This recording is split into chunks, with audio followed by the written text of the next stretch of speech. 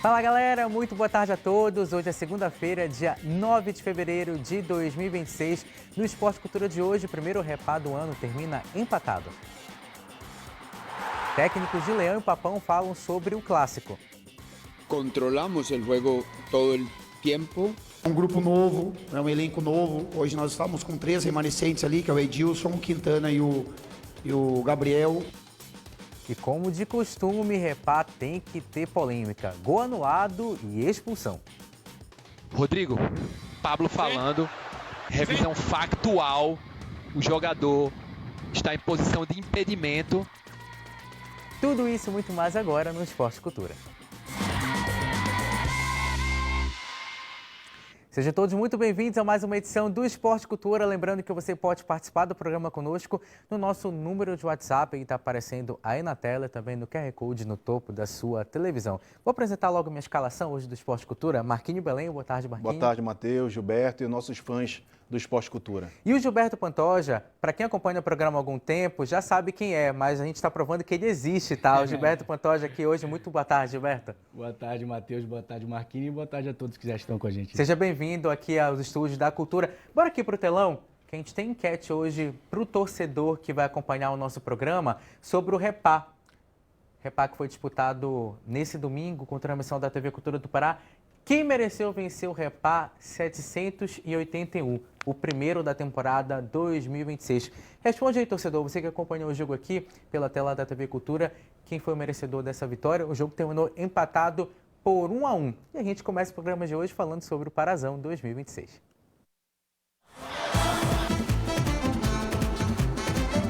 Apoio Indústria Aço Pará. Soluções inteligentes para a sua obra. Jurunense Home Center. Há 20 anos construindo o norte com você. Futebol é emoção. Internet é Velon. Hidro, mudando o jogo do alumínio. Onde a Alubar chega, a transformação acontece. Alubar, nossa natureza é transformar. Governo do Pará.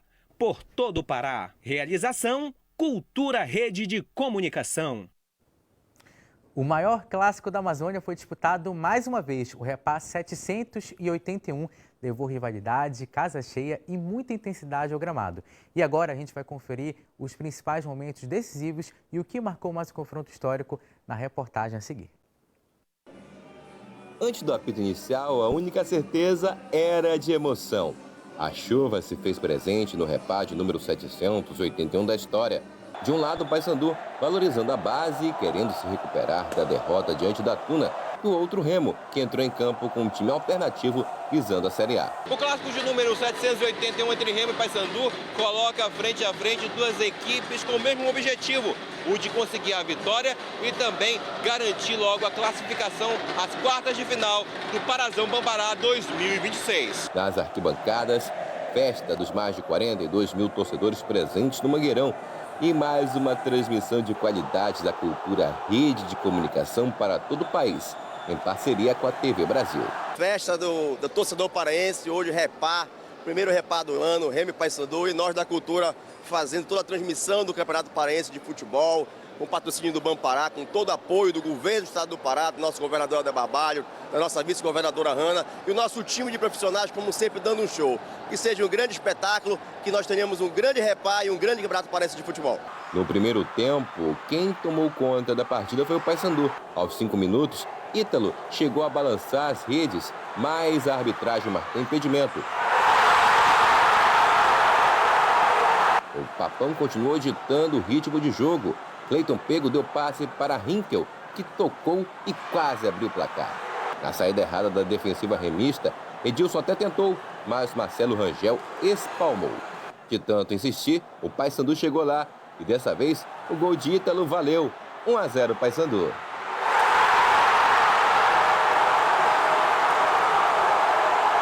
Com dificuldades na marcação e na saída de bola, o Remo só deu o primeiro chute a gol aos 35 da primeira etapa. Antes do fim do primeiro tempo, Brian fez falta em Léo Andrade e levou o cartão vermelho. Confusão armada e dúvida em quem tinha sido expulso, Brian ou Iago.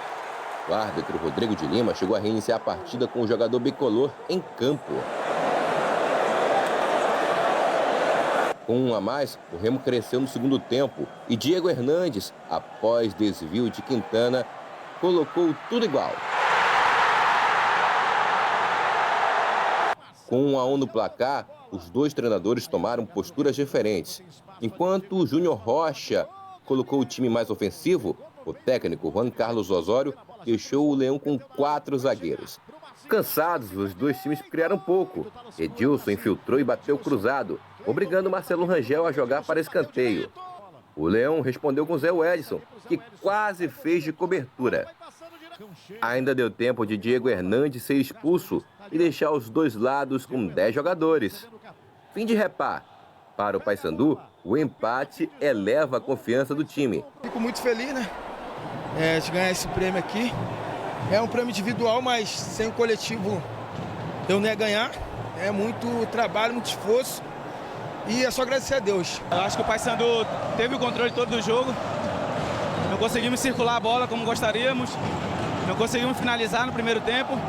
E no segundo tempo a gente tinha que arriscar um pouquinho mais. Mas a gente conseguiu fazer o gol do empate. E tentamos de toda maneira fazer o gol da virada. Assim como foi no primeiro clássico disputado entre Remo e Paysandu em 2025, o clássico de 2026 terminou empatado por 1-1. Ontem o Marquinhos falou muito sobre o jogo. Agora, no dia seguinte, o que a gente pode abordar ainda mais sobre esse clássico que terminou empatado por 1-1? Matheus, sem dúvida nenhuma, esse time do Paysandu, né, chamou muita atenção. Né, uma equipe muito obediente taticamente, uma equipe que realmente sufocou o clube do Remo, deixou os jogadores desconfortáveis. E é o modelo de jogo do Paysandu, né? O que chama atenção é isso, porque já é o modelo do Júnior Rocha, o Paysandu fazer essa marcação-pressão, bem sincronizado ali, entendeu? Para justamente forçar o erro do adversário e dali você tirar proveito. Antes do gol já tinha acontecido outras roubadas de bola, né? Outras situações. O Paysandu ganhava a primeira bola, ganhava a segunda bola, vinha na transição rápida, vinha nessa roubada de bola dentro do campo da equipe do Clube do Remo e foi empilhando, né, ali oportunidades até sair a bela jogada do Henkel, né, Matheus? Um domínio de bola, controle de bola, imposição física, né, e visão de jogo, né, porque quando ele percebe o Léo Andrade soltando na pressão ali, deixando o Ítalo livre, ele toca no Ítalo e aí o Ítalo também engana todo mundo, né, Matheus? A gente achando que ele vai colocar no canto oposto ali do Marcelo Rangel, ele bota no mesmo canto esquerdo, mas, enfim, uma bola muito rápida, né, rasante, rasteira ali, fica difícil. Paysandu, na minha opinião, você já colocou a enquete aí, mas para mim foi a equipe que merecia vencer, mesmo jogando com jogador a menos. Foi a equipe que teve a melhor chance também no segundo tempo, que a gente sabia que ia baixar o bloco, a gente sabia que o Remo vinha para cima, só que aquilo, Matheus, faltou mais jogadores associativos no clube do Remo, né?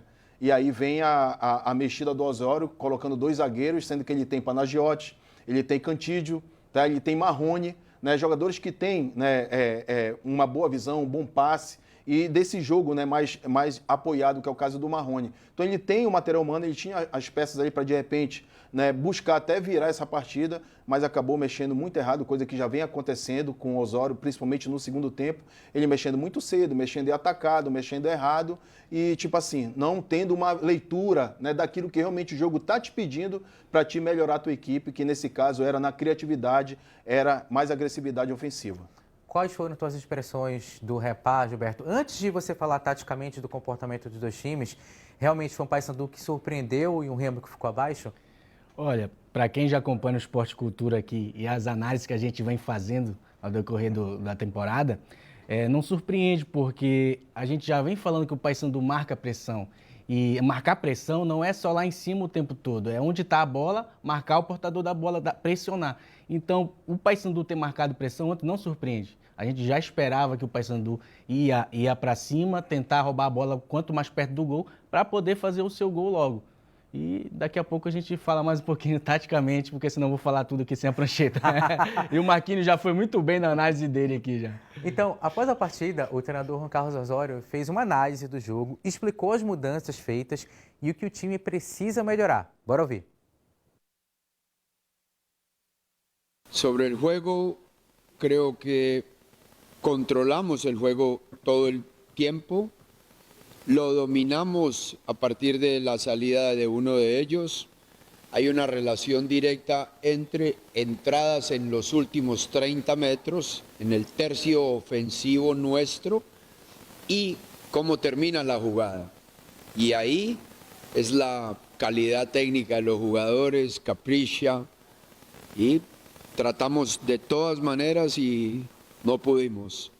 Y en la jugada que ellos nos podían hacer daño, era en una transición, porque teníamos nuestra defensa en todo el centro del campo, y por eso decidimos poner a los dos más rápidos, a Kaique y a Marlon, para poner por dentro como volantes a Leo y a Joao, y creo que cumplimos. Ellos no tuvieron ninguna acción peligrosa de gol.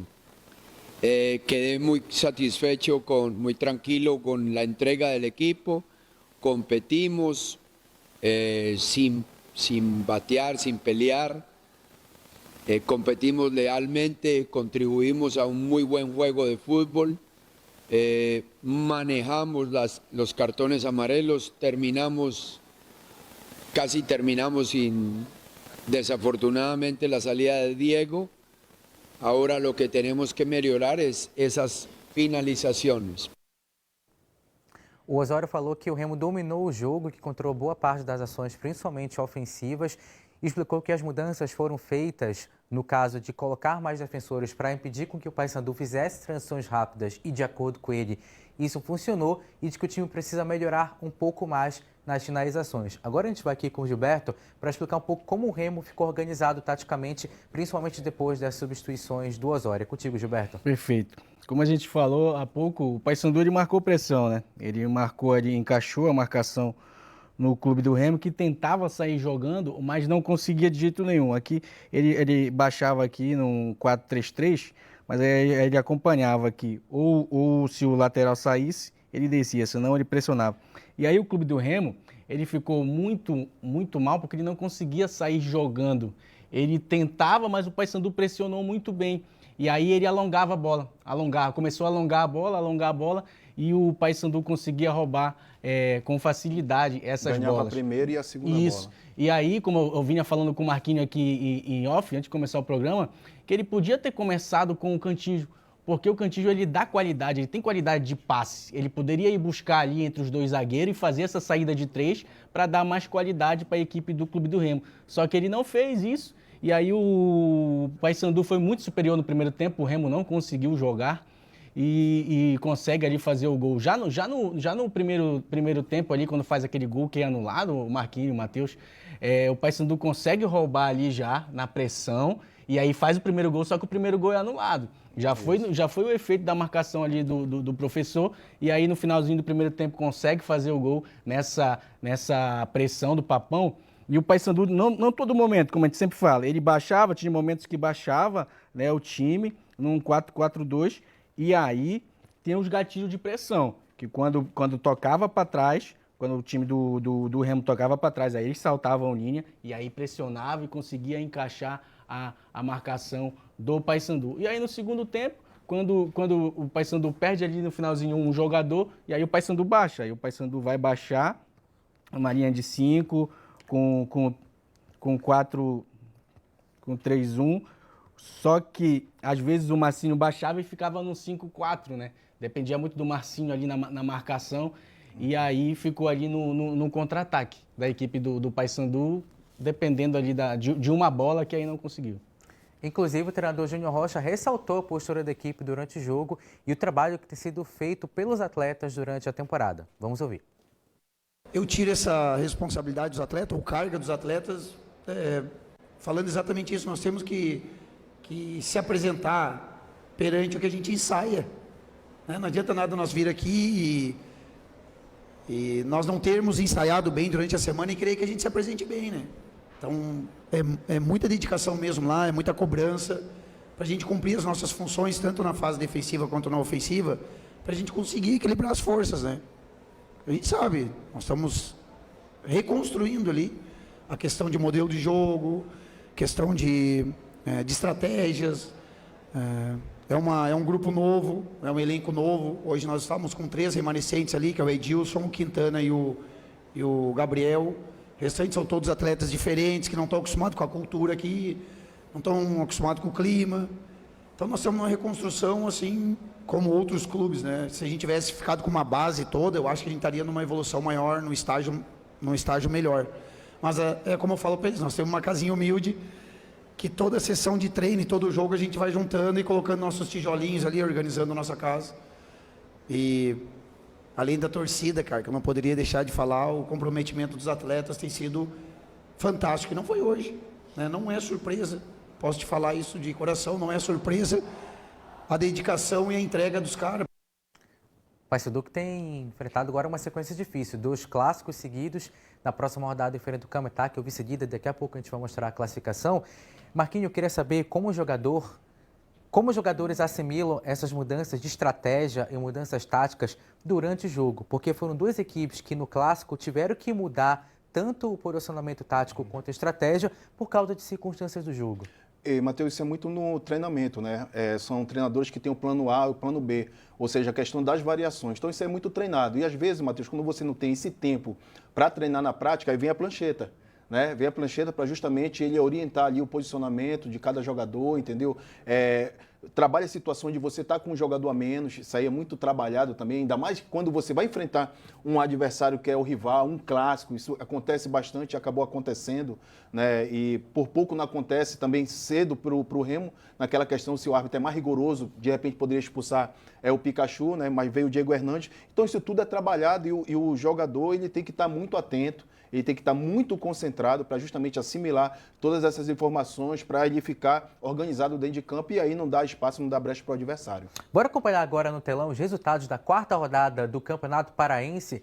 Queria logo destacar o seguinte, que por enquanto na rodada apenas um mandante venceu. E vale destacar que hoje ainda tem mais um jogo que vai encerrar a rodada, que é o jogo entre a Amazônia e Capitão Poço.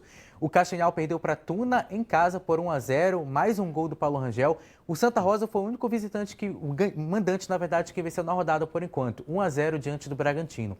O São Francisco perdeu em casa por 2-1 para o Cametá. Paysandu e Remo ficaram no empate por 1-1. E o São Raimundo conseguiu, enfim, a primeira vitória no campeonato, venceu por 3-2 o Águia de Marabá. Reforçando que hoje temos Amazônia e Capitão Poço lá no Dedecão às 4 horas da tarde para fechar a 4ª rodada do Campeonato Paraense. Bora para a classificação do Campeonato Paraense até então. Lembrando que ainda não fechou a rodada. O Remo lidera com 8 pontos, o Cametá está na 2ª posição também com 8 pontos.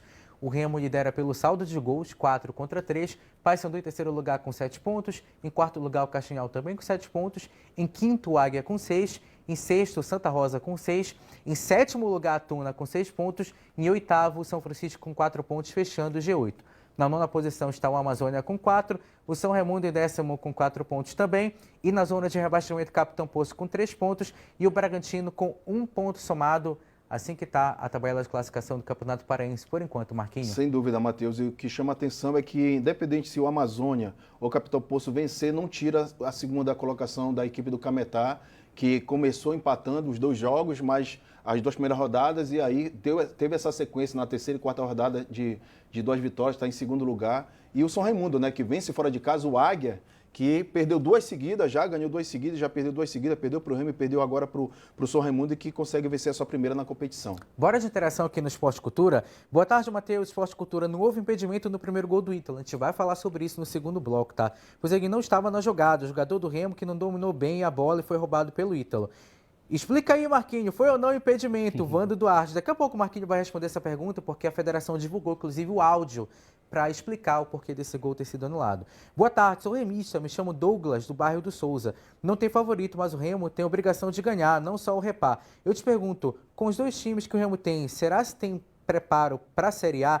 Após o término do Parazão, a desculpa é o campo e o cansaço. Obrigado pela participação, amigo. Boa tarde, Matheus. O Remo tem que agradecer o juiz e o VAR que meteram a mão no meu papão. Carlos do Pá. Obrigado pela participação, Carlos. A gente vai para uma rápida parada. Já já a gente volta para falar ainda mais sobre o Repá e muito mais. Não sai daí.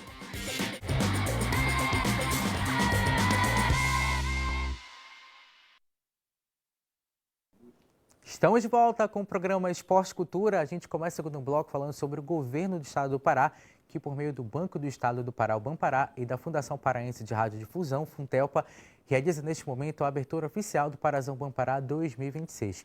O evento ocorre no Palácio do Governo, em Belém, com a assinatura dos contratos de patrocínio e dos convênios para a cessão dos direitos de transmissão da competição. Assim como o governador Helder, a vice-governadora Hannah Gassan fez um pedido especial. A campanha de combate ao feminicídio e o Pará diz não à violência contra a mulher. Amanhã, aqui mesmo no programa Esporte Cultura, você vai acompanhar a matéria completa da abertura oficial do Parazão 2026. Inclusive, falando de Campeonato Paraense, o Bragantino Esporte Clube não conta mais com o técnico Matal Sodré. A saída foi anunciada pelo profissional em mensagem de despedida, no qual ele lamentou os resultados recentes, mas destacou o trabalho, a dedicação e o aprendizado durante o período no clube. Mataus agradeceu ao presidente Cláudio pela confiança e apoio e desejou que a equipe reencontre o caminho das vitórias e afirmou que seguirá na torcida. Ele também deixou uma mensagem de gratidão a todos que fazem parte da família Bragantino. Primeiro treinador demitido do Campeonato Paraense, Marquinhos Matal Sodré, que depois que fez aquele trabalho excelente no Águia, que culminou no título do Parazão em 2023, não conseguiu mais se acertar em nenhum time. Para você ver como o futebol, né, é difícil, porque além de você contratar certo, você tem que torcer que dê certo, né? Então a contratação do Mataus foi certa por já ter sido campeão paraense, já conhecer o futebol paraense, mas aí tem que torcer para dar certo. Infelizmente não deu certo, é um campeonato muito curto e aí o Bragantino já aposta em algo assim mais de imediato para tentar tirar o time dessa situação. O Mataus, que depois que saiu do Águia, treinou Itabaiana, depois ele, Itabuna, na verdade, depois ele treinou 2 vezes o Carajás na segunda divisão e agora o Bragantino. Nos últimos 12 jogos, somando Carajás e Bragantino, apenas uma vitória, Gilberto. O que eu lembro é que o Ivan Amaral disse aqui que quando caísse o primeiro podia me ligar, né? Podia me ligar que eu tô pronto. E o telefone tá aí. Mataus é um excelente treinador, como vocês falaram. Fez um bom trabalho lá na frente do Águia, mas futebol é o resultado, né? E o campeonato que ele tem é esse. Não tem outro campeonato para ele mostrar o trabalho. Agora é sucesso aí na carreira dele, desejar sucesso para ele. E a Comissão de Arbitragem da Federação Paraense de Futebol divulgou a revisão factual de impedimento no gol anulado do Paysandu, como a gente falou no primeiro bloco. O atleta do Paysandu, segundo o áudio, estava em posição de impedimento e que participou da jogada e obteve vantagem da posição em situação de gol aos 6 minutos do primeiro tempo. A decisão foi de gol invalidado. Bora ouvir. Tô na bola aqui! Tá em jogo, ataque. Segue. Tá marcado, tá? Já trocou a aposta. Eu não vi de onde ele veio. É um possível impedimento. Ok, então vamos voltar lá. Vamos varrer o APP, tem um possível impedimento lá. Pablo! Eu não vi de onde ele veio. Checa o início da PP, por favor. Volta lá, desde lá do início. Ele tá voltando lá, o Pablo. Vamos lá. Desse momento aqui, ó, nesse passe aqui, ó. Para agora. Tá em posição de impedimento, segue. Ok. Segue. Vamos ver se ele disputa, e ele disputa. Disputa. A revisão factual aqui, tá? Sim. Rodrigo, Pablo falando, revisão factual, o jogador está em posição de impedimento, certo? E ganha vantagem da posição. No início do primeiro lançamento, ele vem de uma posição de impedimento e o jogador não consegue dominar a bola e ele se aproveita lá perto do Luanderson, tá? Isso, ele estava fora de campo. Ok. Ele estava fora de campo. Revisão, impedimento, é isso? Revisão factual, impedimento. A explicação técnica da jogada que culminou na anulação do gol do Ítalo, a gente estava até conversando em off sobre as nossas interpretações a respeito do lance. Na minha opinião, existe um domínio do jogador do Remo e que se configura uma nova jogada. E a partir desse momento que o Ítalo rouba a bola, já é uma nova jogada e o impedimento não deveria ter sido marcado. Por outro lado, existe também a interpretação de que o jogador do Remo não estava com um domínio total da posse da bola e o Ítalo se aproveitou desse domínio errado para iniciar a jogada que culminou no gol dele. E aí, Marquinho e Gilberto, qual a opinião de vocês em relação a essa marcação de impedimento? Gilberto. Eu concordo com o impedimento, porque eu acho que ele atrapalha ali o jogador que vai dominar, ele participa da jogada, né? Ele toma a frente ali, acaba participando e aí é a regra, né? Se atrapalhar ali o jogador que ia receber a bola, está impedido, então eu concordo com a marcação. Sim. E pra Eu ti, também Marquinhos? concordo, Matheus, porque assim, ele se aproveita da situação, ele vai para a disputa do lance, né? Se ele está numa posição normal, ok, segue a jogada, mas ele estava em impedimento, independente se o jogador do Clube do Rio, que no caso foi o Léo Andrade ali, né? Não consegue dominar a bola de primeira, mas assim, ele ia poder recuperar, né? Foi um domínio ali que a bola escapou bem pouco dele, ia poder recuperar, mas aí ele entra na briga da disputa e aí acaba levando vantagem, mas tem impedimento sim. Inclusive, você está acompanhando agora, aí nas imagens, qual foi a imagem disponibilizada pela Federação Paraense de Futebol em relação à revisão do lance do impedimento. Olha, o lançamento, o Castro faz o corte, na sequência, ao toque do defensor do Remo, o Ítalo rouba a bola e aí começa a jogada do gol da equipe. Faz a tabela com o Henrico ali, né? Faz a tabela com o jogador do Paysandu, marca o gol do Paysandu e na sequência o lance é invalidado por impedimento do atacante Ítalo no início da jogada, a partir do momento que ele rouba a bola do zagueiro do Remo. Bora de interação aqui no Esporte Cultura. A gente prometeu que ia falar um pouquinho mais a respeito desses lances. Vamos lá. Sou remista, mas o rival jogou um pouco melhor, mas o empate foi justo para mim. Muito obrigado pela participação. Matheus, Marquinhos e todos do programa, Sérgio Silva, do Baixo Acará. Vocês podem me explicar o que o Osório quis fazer colocando 4 zagueiros, porque eu não entendi nada. O Gilberto, inclusive, pode explicar na prancheta dele aí o que o Osório tentou fazer com os 4 zagueiros. O que ele fala muito ali, Matheus, é que ele tentou preencher o meio, né? Porque ele não botou todo mundo na zaga, né? Ele coloca os caras, mas aí eles não estão ali só de zagueiro, também foi de volante, porque o Paysandu, o Remo, ele tentava a bola por dentro na pressão, mas aí o Paysandu estava fechadinho, estava certinho, bem posicionado e conseguia roubar. Tanto nesse gol que a gente acabou de ver anulado, o Remo tenta sair, não consegue e alonga a bola. Aí o Paysandu ganha por dentro. Então ele tentou ganhar o meio ontem ali com essas substituições. Foi isso que ele falou na coletiva, né? Não que eu concorde com as substituições dele. Eu acho que ele poderia ter colocado o Marrone, botado o time mais para frente. E falando da coletiva dele, né, ele falar que o time competiu, que o time teve o controle total do jogo, né, aí você já vê, tá entendendo, uma certa incoerência ali do Osório. E nesse lance aí, o que é que acontece? Ele bota o João Lucas e o Léo Andrade por dentro. E aí aquilo que eu digo, ele tem jogadores por dentro para justamente quebrar a linha, né, aquele passe de ruptura, ele tem jogadores que têm essa visão e que têm essa qualidade no banco. E aí é do Panagiotti e do próprio Cantídio, né? Então ele poderia ter colocado esses 2 jogadores justamente para isso, porque num jogo contra o Águia, pode reparar que o Panagiotti, ele entra como segundo homem de meio de campo, né? Num posicionamento mais atrás ali do terceiro homem de meio de campo e dos 3 atacantes. E ele não faz isso, né? Então há dificuldade, porque você colocar 2 jogadores improvisados para fazer uma função que não né? Eles não têm um fino trato nesse passe, acaba não dando certo, por isso que o Remo não conseguiu entrar por dentro da zaga do Paysandu. E curioso é que me falaram aqui no ponto que o Gilberto é retranqueiro, tá? Embora esteja falando Jamais, isso aí. Mas sou Diniz Futebol Clube. Foram vozes da minha cabeça. Não, também não gosto, hein? Esse negócio de bola ficar rondando a minha área todo o tempo. Não, Gilberto, tem não que dá. marcar uma resenha. Não dá. Eu sou Diniz bola Futebol não, Clube. eu quero a minha bola rondando a área do adversário, não a minha área aqui todo o tempo. Da década de 90, quando ele jogava e tal. Boa tarde, Esporte Cultura. O que esse professor Pardal do Osório mais uma vez fez ontem era digno de perder para os Listrados, que jogaram com mais vontade e organização. Foi um achado gol contra, porque nem empatar merecíamos. O Marcos, lá da Cidade Nova. Obrigado, Marcos, pela participação. E além do Repá, a rede balançou em mais 4 jogos pela 4ª rodada do Parazão neste final de semana. O Cleven Pena conta pra gente como é que foi. Vai lá, Cleven. Bora lá, Matheus. No sábado, no Modelão, em Castanhal, a Tuna venceu o Japim por 1-0. O único gol da partida foi esse aí, de pênalti, Paulo Rangel. O homem voltou com tudo, 2 gols em 2 jogos. No Ipixunão, em Ipixuna do Pará, o Santa Rosa venceu o Bragantino por 1-0. Flavinho, de cabeça, fez o único gol do jogo. Com a derrota, o Bragantino demitiu o técnico Matal Sodré.